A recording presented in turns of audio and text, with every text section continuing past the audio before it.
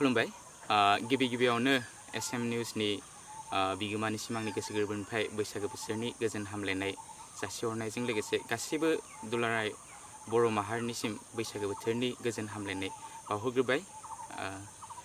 नोंथांमोना मिथिगौ देग्लाय बोसोराव जोङो गासिबो मेथाइ खनगिरिफोरानो गोसोमोनब्लाबो प्रग्राम खालामनो गोसोमोनब्लाबो खालामनो हायासै, स्टेज पारफरमेन्स खालामनो हायाखै। मानो होनबा जों गासिबो मिथिगौ सारा बुहुमावनो दिनै COVID-19नि थाखाय दिनै माखासे जेंनाफोरखौ जोंनि गेजेराव सोमजिबाय थानाय नुनो मोनदों।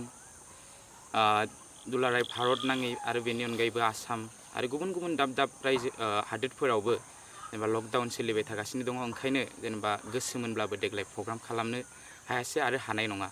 ओंखायनो गासिबो रायजो राजा नोंथांमोनखौ जिहेथु कर'ना भाइरासआ जोबोबाथाय जोङो उनफोरनि फैगौ बोसोरफोराव जोङो मोजाङै गाजा गोमजायै प्रग्राम खालामनो हागोन। ओंखायनो जाहाथे बै सोरखारा जोंनि जा थिनदों लकडाउन मानिना सोलिनो थिनदों बेफोरखौ जोङो मावफुंजोबनानै कर'ना भाइरासखौ फोजोबनो थाखाय गासिबो हेफाजाब होगोन होननानै आं गिबि गिबियावनो नोंथांमोननि सिगाङाव आखाइ खबजबनानै गासैखौबो खावलायदों।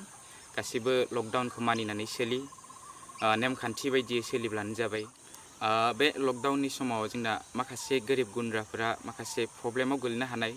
ओंखायनो जेनेबा एसे हानायफोरा जेनेबा बिसोरनो मालाबाफोर जेनेबाथाय हायोबाथाय एसे एनै खहाय खालामब्लानो जाबाय। गासैबो जेनेबा जोंबो खालामनो नाजागोन, नोंथांमोनाबो खालामब्लानो जाबाय जेसे हायो।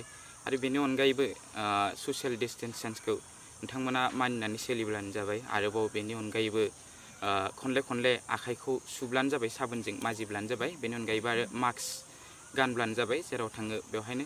थांनायाथ' ओरैनो बन्द'आनोखा, होमबाबो गामि सामि लामा सामाफ्राव ओंखारबाबो जेनेबा मास्क लानानै ओंखारब्लानो जाबाय।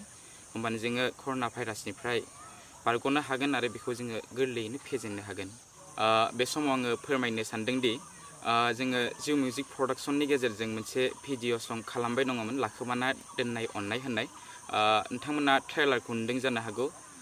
माखासे शुटफोरखौ जोङो सिक्किमाव लादोंमोन आरो माखासेखौ शिलंआव लागोन होननानै सिक्किमनिफ्राय फैफिननायमोन। नाथाय लकडाउननि बे कर'ना भाइरासनि थाखायनो लकडाउननि थाखाय जोङो माखासे शुटफोरखौ लानो हायाखै। ओंखायनो नोंथांमोननि गेजेराव आं फोरमायनो सानदों दि लकडाउना जोबब्लानो जोङो शुटखौ लानानै नोंथांमोननि सिगाङाव नोंथांमोननि गेजेराव बे भिडिअ'खौ हंगारगोन। आसा खालामो नोंथांमोनहा गासैबो नायगोन होननानै। दायो जिहेथु जोङो प्रग्रामबो खालामनानै नोंथांमोननि सेराव लोगो मोनहैनो हायासै, ओंखायनो आङो एसएम निउसनि गेजेरजोंनो जा हायो नोंथांमोननि सिगाङाव एसे आंनि जोबोद मोजां समायना मेथाइ, नोंथांमोननि अननाय मोननानै बे मेथाइआ एसे पपुलार जानो हादों, बे मेथाइखौ नोंथांमोननि सिगाङाव एसे खननानै होनो सानदों। आसा खालामो नोंथांमोना मोजां मोनगोन होननानै।